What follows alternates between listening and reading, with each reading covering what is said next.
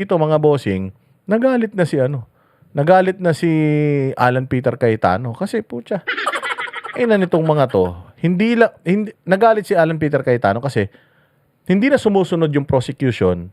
Papaano? Yung mga kasama niya diyan sa ano, yung mga kasama niya diyan sa Senado, puro mga gago din. Kaya nga sabi ko, Risa Ontiveros, kung talagang matino kang babae at champion ka ng karapatan ng babae na hindi dapat nababasto sa mga babae, binastos ng mga tulfo si Gina Acosta. Bakit hindi ka magreklamo?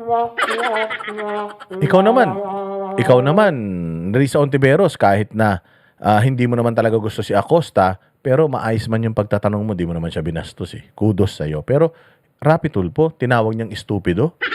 Tapos nagsalita pa ng bilat dyan. Hindi ka na-offend. Alam mo yung bilat, pek-pek yun eh. Pek-pek. Oh, sino nang ba may pek-pek? Babae. Oh, so sinong binabastos ni Rapi Tulfo? Eh di babae. Ang hilig-hilig sa pek-pek, tapos binabastos yung babae. Anong klase yan? Oh, so ito, nagalit tuloy. Ito tawag dito, Alan Peter Cayetano. Thank you, Mr. Presiding Officer, Mr. Senate President, dear colleagues. I'd just like to take note that so the Presiding Officer made a ruling. We all know the intention and the duties of the prosecution. We admire your passion in trying to prove your allegations, but we're also all aware that the medium is the message. So during the time of radio and even TV, you make that statement and then it is stricken off the record. It's forgotten. There's no, if I can use the word, mind conditioning. And in fact, when I first became a senator in 2007, talagang hahanapin mo talaga yung records. That's why even here, kapag ka may disagreements and medyo nadala ng emotion, pinapa-strike off the record. At pagka sa labas ng Senate nangyari, naghahamunan ng, you say that here, para magsagutan tayo. So the problem nga with coming up with words especially, and this is for both sides and even for the senator judges, when we use certain words that can be, sa Tagalog, bansag. Binansagan mo na na scam o scammer, binansagan mo na nagnakaw, etc. So personally, I don't mind if you use words that is already in your pleadings or in your articles of impeachment. But of course, it still should come from the witness unless you can frame it in a way that it's not only the dignity of the court. I'm just saying, let's all be aware that when we say it, even if we say withdrawn or even, both sides, kahit sabihin mo withdrawn na to, kahit sabihin mong nice try, etc. We know that that's for the cameras, not just for the court. Diba? Kasi kaming 24, whether we watch it here, we watch it in our cell phone, we watch it inside, kami magde-decide. But we all know we're also trying to convince you, not we. The prosecution and defense is trying to convince the public that either the Vice President or her office or whoever is guilty or innocent. So, yun lang, let's be circumspect without pointing fingers to anyone, both sides. Dahil nga, kapag Totoo yan, maganda yung sinabi dito. Ha? Sayang talaga wala sila Marcoleta, Bato, Jinggoy. Oo, kung nandyan si Marcoleta, tsaka si Jinggoy matindi yun. Matindi yun si Jinggoy. Pucha yan. Nakita ko na si Jinggoy mambaboy din ng ano eh. Pero si Jinggoy, kahit baboy yun, hindi yun ganyan. Tatawagin nga stupido. Tatawagin kang bilat. Ang ganun. Sabi nga ni Bright Naria, itong prosecution, sound bites prosecutor yung mga ito. Mahilig lang sila sound bites. Kasi ang gusto lang ng mga yan, alam naman nila hindi sila mananalo pero gusto lang ng mga yan, sumikat. Mga pasikat, papampam lang yan. Itong mga prosecutor ni Inday Sara, maayos. Trabaho lang talaga sila. Wala nang innuendos, wala nang accent, wala nang kung ano-ano. Diretso tanong, tama po ba? Ito po ba ang informasyon? Hindi, ganun siya magtanong. Yung rapido. Diretso. 28 minutes, mantakin mo. Natapos. Dapat nga tapos yun ng 15 minutes lang. Kaya lang mas mahaba pa yung mga litanya nito niligutan na bobo eh. Sinasabi niya, nasagot naman na maayos yung mga tanong kasi matino magtanong eh.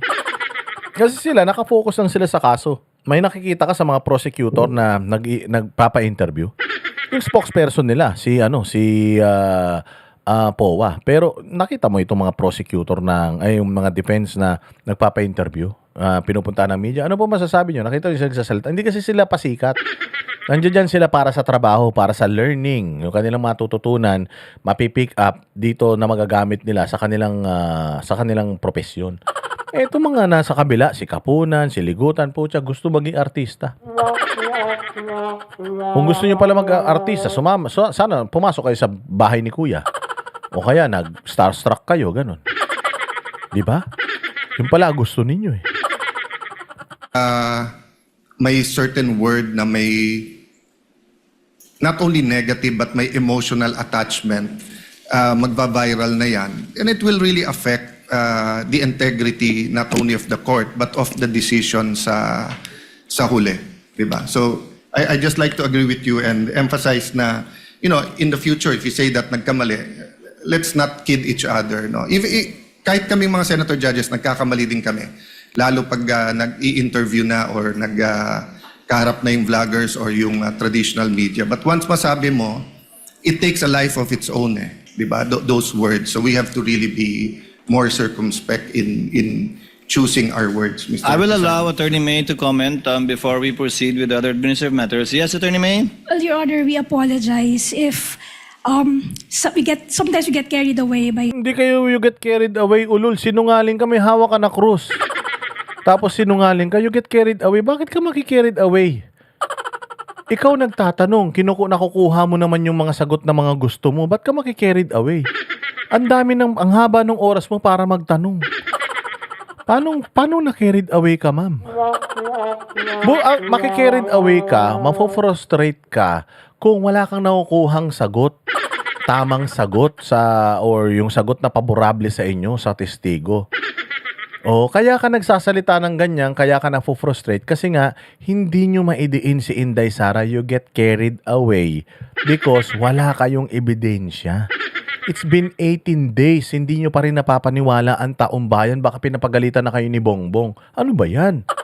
18 days na, hindi pa rin nagbabago yung stress rating ni Inday Sara. Ilang taon natin tong inantay, ilang taon natin tong tinrabaho, pinagpaguran. Tapos hanggang ngayon, si Inday hindi pa rin pinapako sa krus ng mga Pilipino. Anong gagawin natin? Mapo-frustrate kapag ganun. Pero kapag nakikita mo, katulad ng prosecution, ng defense, nakikita nila, maganda yung tinatakbo ng hearing, wala pang napapatunayan yung kalaban. Do you see yung mga defense lawyers ni Inday Sara na nakikarried away, na-frustrate or what not? Hindi, di ba? Na-frustrate, nakikarried away ka, may hawak ka pang krus. Paano na lang kung wala kang hawak na krus? our zeal and our passion, Your Honor. But we at the prosecution, we just want to call a spade a spade. Within limits, But- you may. Yes, Your Honor. But henceforth, to borrow the words of my colleague, Your Honor, we will try to behave. That You will try to behave. We will behave. Hindi pwedeng you will try to behave. Parang tatry kong hindi mag-drugs. Tatry kong hindi mangalunya. Tatry kong hindi pumatay. Hindi pwedeng itatry. Gawin nyo. Hindi po kami magiging bastos. Ipipigilan po namin yung mga sarili namin. Dapat ganun. Stern. Hindi yung we will try to be mabait. We will try to abide. Hindi pa pwedeng try to abide, ma'am. Pag ang rules sinusunod at saka hindi sinusunod, dalawa lang yun. Hindi pa pwedeng try kong sunurin. Pag hindi ko kaya, susuwayin ko na lang. Hindi pa pwedeng ganun. Gago ka pala eh. Tanga ka. will be part of the chair's ruling as well. However, since we're ending at 2:30, Attorney Christine, your cross will proceed tomorrow. Yes, Your Honor. And redirect and recross as well. But with the permission of the counsel for the parties, so the chair... Wala na. O, di ba? Napahiya kayo ngayon. O, wala na naman. Palpak na naman kayo. Nasermonan pa kayo. Pati si Rapi Tulfo. Nasermonan pa nito. O, ba't di ka sumungot ngayon, Rapi? O, paano? Kinukupal ka sa social media ngayon. Kaya bang yabang mo? Tangina. Kung makapagsalita ka, kala mo ikaw may-ari ng Pilipinas. Ulo mo.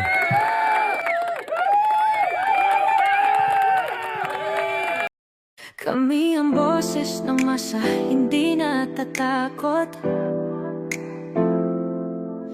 totohanan lang, di kami nalulunod. Walang bahid ng sismis, lahat ay totoo. Kahit sino ka pa, pag mali ka babanatan ka. Walang pinipili kulay, wala kaming kinikilingan. Basta para sa bayan, kami lalaban. Pagdama palapakan, pag mali banatan, di matitinag, di matatakot. Para sa bayan, tuloy ang sigaw. Sa harap ng kamera, walang halong takot. Mga baluktot, lahat kayo'y tutumba. Ang hustisya at totoo, yun lang ang mahalaga. Kahit sinong harang, di kami matitinag. Walang pinipiling kulay, wala kaming kinikilingan. Basta para sa bayan, kami lalaban. Pag tama palapakan, pag mali banatan, di matitinag, di matatakot. Para sa bayan, tuloy ang sigaw. Kung nasa tama ka, ikaw ay aming kasama. Pero pag mali ka, handa ka na bang mabasag? Banateros kami, walang inuunan, dahil bayan muna bago ang sarili.